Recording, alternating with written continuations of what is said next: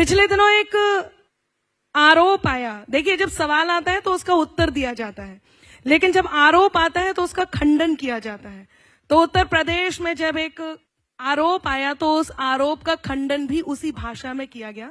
क्योंकि मैं बुंदेलखंड से आती हूँ, आपने जैसे कि परिचय भी दिया है, ललितपुर उत्तर प्रदेश झांसी से आती हूँ, तो मेरा उत्तर भी जो था वो वही था कि पुनः विवादों में घिरकर भी, कई विवादों में घिरकर भी पुनः समर्थन पा गए, कई विवादों में घिरकर भी पुनः समर्थन पा गए, सब काबा काबा करते रह गए, बाबा फिर से आ गए। सब काबा काबा करते रह गए, ये दूसरी बार में था, बाबा फिर से आ गए। और बाबा क्यों आए, बाबा क्यों आए, मैं बस इतना ही कहूंगी। आप भी जुड़िएगा, ये मोहल्ला यदि किसी बात से ग्रसित ना हो तो मैं हर बात का उत्तर देने के लिए उपस्थित हूं। और मैं बताऊंगी, मुझ पर तो बहुत आरोप लगे। मेरी प्रिय यहां बैठी हुई है जिसने एक अच्छा सा तमगा दिया थैंक यू। और वो भी बताऊंगी वो तमगा कितना प्रिय हो गया है मुझे, आप समझ नहीं सकते। तो जो प्रश्न आया था यूपी में काबा, अब मैं बताती हूं कि जौन जे काबा काबा लगे चिल्लावे, ये बुंदेली भाषा है, आप सबको समझ में आएगी। जौन जे काबा काबा लगे चिल्लावे, उन्हें इते हम आए बतावे, इते नैया कछु दिखाबा, इते नैया कछु दिखाबा, काहे के यूपी में बाबा है, यूपी में बाबा, यूपी में बाबा है, यूपी में बाबा। गोरखपुर को जो सन्यासी, अभी इस मंच पर पूछा गया आपको वो कैसे लगते हैं, मैं बताती हूँ एक सन्यासी कैसा लगता है कि नीति नियम और नैतिकता का मर्म सियासत में होता, राम सरीखा राजा हो तो धर्म सियासत में होता, राम सरीखा राजा हो तो धर्म सियासत में होता। तब कहती हूँ कि गोरखपुर को जो सन्यासी मन में लेके मथुरा काशी, जब से लखनऊ में जा बैठे, यूपी भर की मिट्टी उदासी, राजमहल को मंदिर कर दो, कि राजमहल को मंदिर कर दो, जब जनता को मिलो बुलावा, काहे के यूपी में बाबा है, यूपी में बाबा। और क्या हुआ कि तुष्टिकरण को नाव मिटा दो। एक प्रश्न है, अभी आपने एक प्रश्न पूछा था, अल्पसंख्यक बुलडोजर, उर्दू देख करके जहां देखा उर्दू देखा वहीं पे बुलडोजर चढ़ा। मैं बताती हूँ आपको, केवल वहां चलता है वो बुलडोजर जहां पर ये देखा जाता है। हमसे ये कहा जाता था जब हम, मैं फिर कह रही हूँ, मैं कोई तारीफ नहीं कर रही हूँ, मैं केवल वो बता रही हूँ जो मैंने देखा, जो मुझे महसूस हुआ।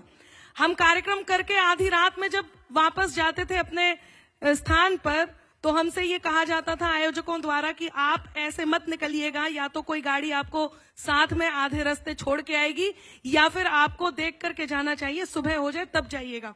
लेकिन उत्तर प्रदेश में इस बात को हमने महसूस किया, हमने देखा कि हमारी सुरक्षा की क्या व्यवस्था थी। हम आज रात में आराम से अपने घर आ सकते हैं। रही बात एक दो किसी घटनाओं की, तो देखिए वो न्याय प्रावधान के अंदर आती है, जब तक निर्णय नहीं होगा हम नहीं कह सकते उस बारे में क्या है। लेकिन एक दंड प्रावधान ऐसी चीज है, लोग कांपने लग जाएं, माफिया डरने लग जाएं, गुंडों का राज खत्म हो, ये हम जनता चाहते हैं। और मैंने देखा कि तुष्टिकरण को नाव मिटा दो, तुष्टिकरण को नाव मिटा दो, अपराधन को गांव मिटा दो, फैजाबाद अयोध्या कर दे, राम लला को धाम बना दो। ये माइक यदि ऑन हो जाए, थोड़ा बेस दीजिए।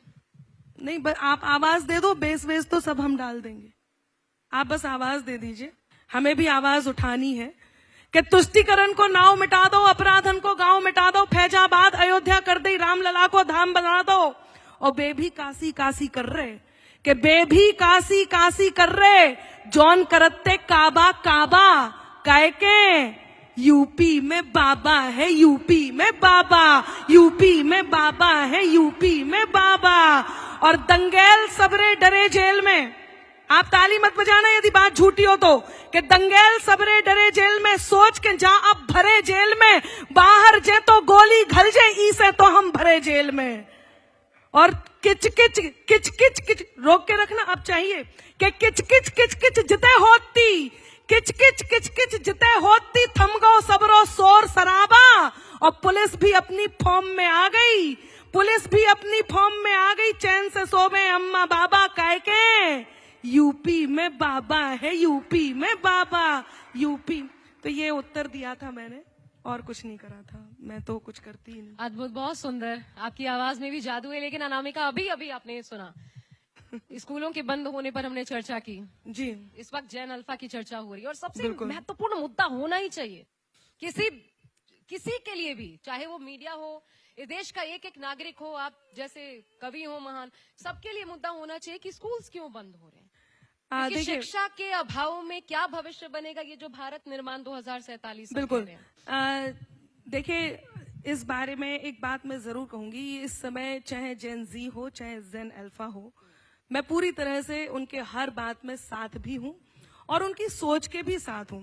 और सबसे शानदार बात यह है कि जेन अल्फा के साथ उनके जो स्कूल को उनके निरीक्षण करने के लिए, स्कूल जाकर के देखने के लिए कि उसकी व्यवस्थाएं क्या हैं, उसके साथ क्या है, जेन अल्फा इतनी आगे निकल चुकी है कि जो लोग इस व्यवस्था को देखने जा रहे हैं वो उनसे भी नहीं डर रही है, वो उनको भी बता रही है कि हमारे यहाँ क्या क्या हमें चाहिए, क्या क्या नहीं चाहिए। और ये स्कूल किसी भी राष्ट्र के निर्माण के लिए वहां का साक्षर, वहां की शिक्षा व्यवस्था, साक्षर होना, साक्षरता, ये दोनों ही सबसे बड़ा मैं कहूं कि सपोर्ट होता है, सबसे बड़ी बात होती है। आप यदि साक्षर हैं, आप शिक्षित हैं, तो ये सबसे बड़ी बात होती है। इसमें मैं किसी भी तरह, किसी भी के ना तो तरफदारी करती हूं और ना ही किसी के लिए यदि वो गलत है तो उसको सपोर्ट करती हूं। उसका कारण ये है कि किसान, महिला और सेना, ये तीन ऐसे विषय हैं जिस विषय के हमें हमेशा साथ खड़े होना चाहिए और मैं खड़ी हूं।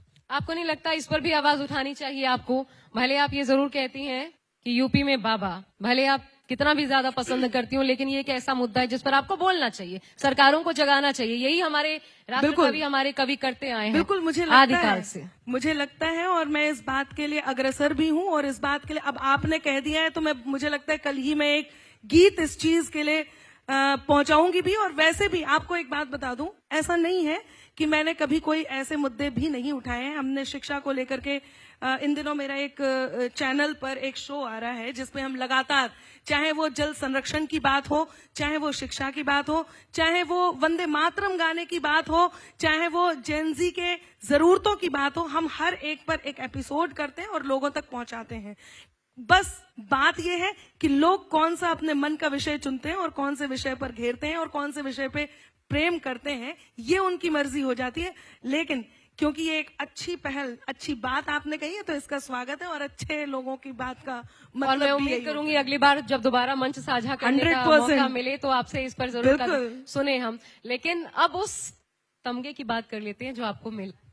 आपने कहा आपको बहुत प्रिय है, मैं इस पर जरूर बोलूंगी। तो मैं चाहती हूँ, मैं न कहूँ, अच्छा आप सब, लेकिन आप सब मेरे साथ रहिएगा।